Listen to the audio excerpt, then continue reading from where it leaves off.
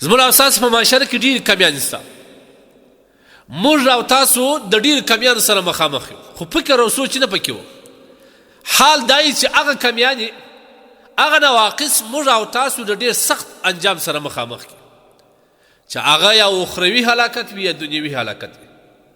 باید موږ په دې کې سوچ وکړو. دا خپله زندګي ټول د اصولو مطابق تېره کړو. دا ټوله زندګي د الله په بندګي کې د اسلام په اصولو او په چوکاټ کې تېره کړو، بیا به د دنیا او آخرت اساني موږ ته. ګورئ زموږ ستاسو په معاشره کې دا خفګان، د دوو په مابینځ کې عداوت، سلام بندېدل، تعلق قطع کول،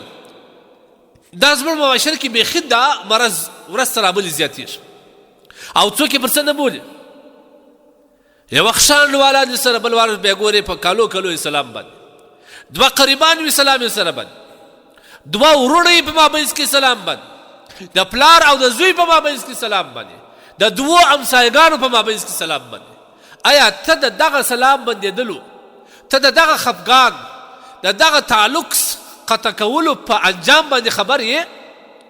دا څومره خطرناک انجام لري د شریعت د نګاه سره. نبی کریم صلی الله علیه وسلم فرمایي هغه کسان دې واوري کوم چې د بل مسلمان سره سلام پر معمولي شي باندې بند. نبی علیه الصلاة والسلام فرمایي الا لا یحل، الا په عربي کې یو سړی بیداره کول، متوجه کول د پاره دی. الا لا یحل، خبردار، لا یحل ندی حلال مسلمان د پاره ان یهجر اخاه فوق 3 لیال، چې دی د خپل مسلمان ورور څخه تر 3 ورځې زیات خفس. دا د چاته نه دی روا. یو مسلمان ته دا نه دی روا، که همسایه وي، که قریب وي، که ورور وي، که پلار وي، که بل دوست او متعلقي وي، چې دی د خپل مسلمان ورور څخه قریب څخه د 3 ورځې زیات خفس او سلام ځنې بند کړي، تعلق ځنې پرې کړي. بیا نبی علیه الصلاة والسلام فرمایي که چا د 3 ورځو څخه زیات د مسلمان سره تعلق پرې کړي، فمات، او په دغه شپو کې دی مړ سو، د مسلمان څخه خفه و، سلام یې ځنې بند او مړ سو، نبی کریم صلی الله علیه وسلم فرمایي دخل النار، الله به دی جهنم ته اچي. سبحان الله. دا سنت نه ځکه عمل پر معمولي شي باندې، په 2 ماشومانو باندې هم د خلکو سلام په کلو سره باندې،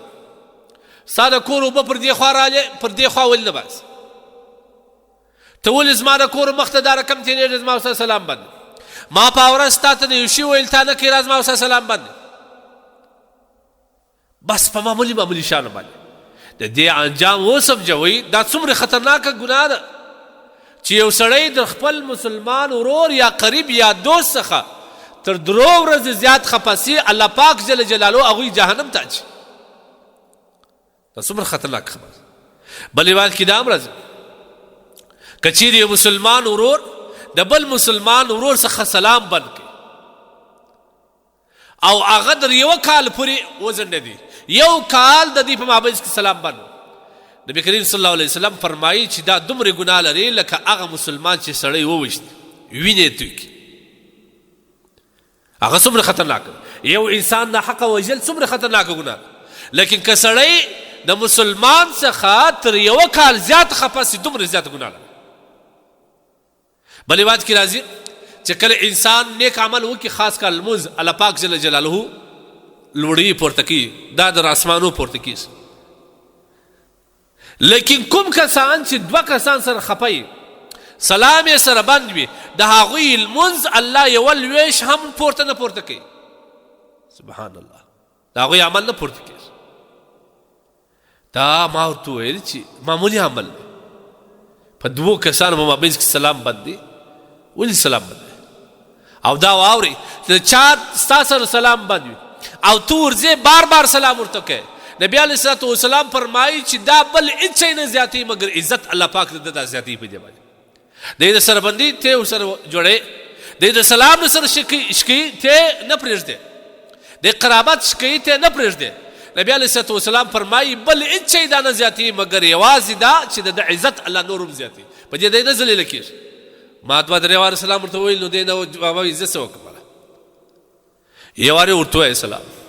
بیا ورته وای چې په مخه درځي سلام مزني بده ته سلام ورته وای کدی جواب درکې کې نه درکې په دې والله کته کم اصل سمه ته ولا که په دې بې قوم سمه ته په دې ولا که ذلیل سي حدیث دی نبی علیه الصلاه والسلام فرمای الله ستا عزت تر زیاتې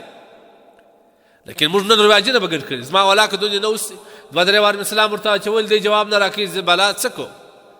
د اسلام په خاطر د رواج په خاطر مه کوه که دغه عمل هم د رواج په خاطر وکړي ثواب نشته که دغه بار سلام دته په دې خاطر وایي چې زما مسلمان ورور دی الله پاک جل جلاله په دې خوشحاله کیږي نو بیا الله پاک سبحانه وتعالی تا ته پر دې باندې دومره اجرونه درکوي چې حد به نه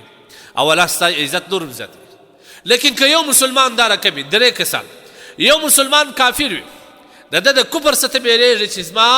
د ده سره په تعلق کې دی په ما کې اثر کوي سلام سره بد کافر ته خو ما السلام نسته